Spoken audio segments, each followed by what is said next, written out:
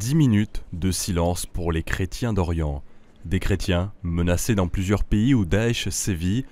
Face à ce drame, auquel les Occidentaux assistent parfois avec un sentiment d'impuissance, c'était une nécessité pour de nombreux fidèles d'être présents ce soir-là.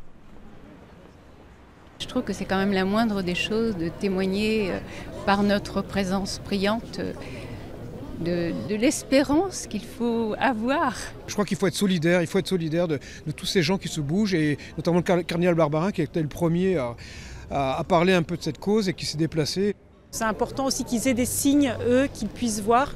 Je crois que c'est de ça dont ils ont besoin aujourd'hui, c'est de savoir qu'ils ne sont pas tout seuls et qu'on est vraiment avec eux.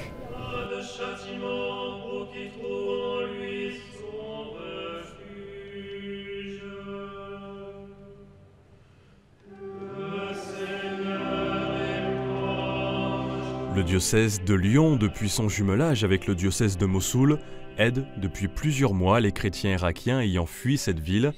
De l'aide matérielle avait été apportée sur place par une délégation du diocèse en décembre dernier. Aujourd'hui, c'est de l'aide spirituelle que les catholiques ont voulu offrir. Le printemps, c'est un temps d'espérance, il ne faut pas désespérer. Donc faisons ensemble un acte d'espérance.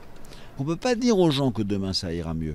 On peut leur dire, on doit leur dire que s'ils ont la foi, ils savent qu'ils sont dans la main de Dieu et que la main de Dieu ne les lâchera jamais. Je compte beaucoup sur la France, gouvernement et peuple.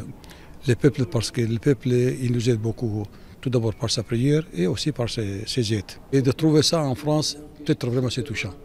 Il est vraiment très cher.